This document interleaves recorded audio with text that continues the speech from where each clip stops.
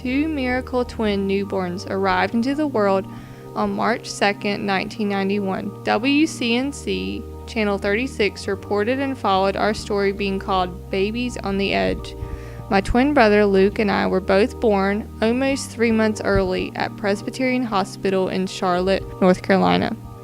First, I arrived at 2 pounds 2 ounces, then followed Luke at 1 pound 12 ounces. We were extremely fragile and placed immediately into the neonatal intensive care unit, or what is commonly called the NICU. That day was one of the happiest memories of our parents' lives, although came its challenges. Still to this day, my mom is scarred by the words of the doctor saying that he expected neither one of us to live. My mom remembers being shown an MRI detecting places where we had brain bleeding after birth. We both fought to stay alive on life support. While both on ventilators in the NICU, my lungs collapsed and I became very sick. I can still see the remaining scars in my chest tubes.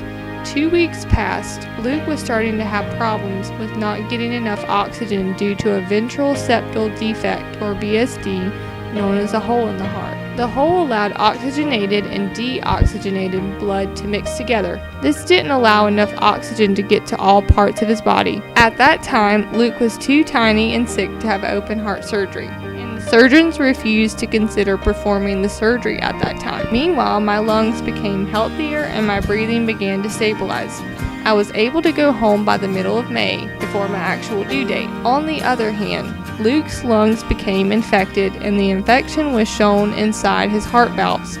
Luke continued to stay in the hospital for another 9 months. Looking inside the clear incubator lay wires and tubes connected to a small little boy who was my brother.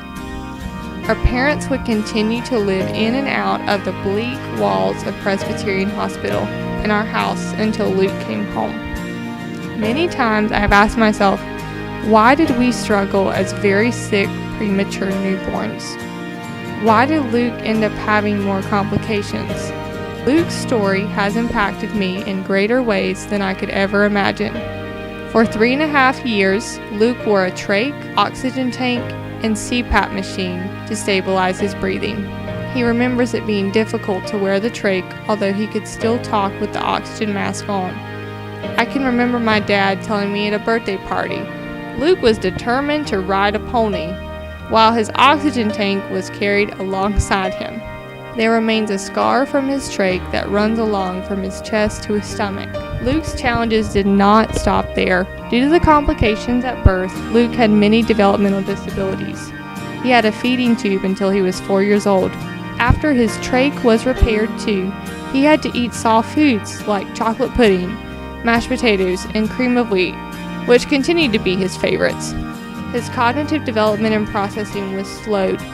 Learning to read and write were difficult for him. Luke got better from the support of our parents and incredibly caring teachers and teacher assistants like Miss Little and Miss Helms.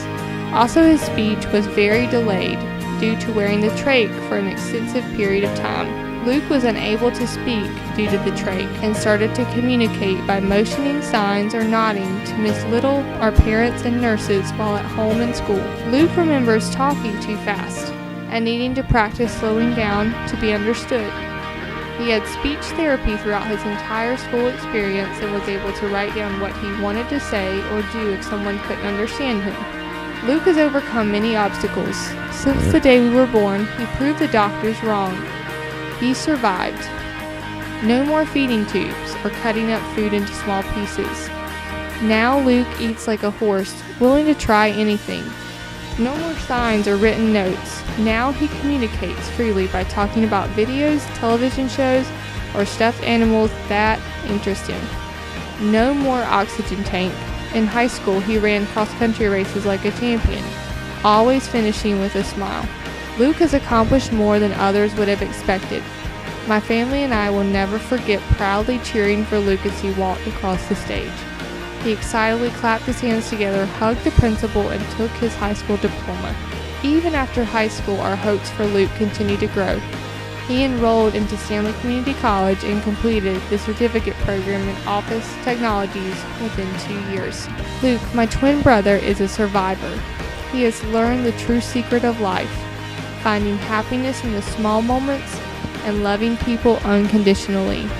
Luke has forever shaped our family's hearts throughout overcoming these difficulties of life. Luke's heart was repaired, just as ours was filled with a desire to understand the secret of life experienced by him.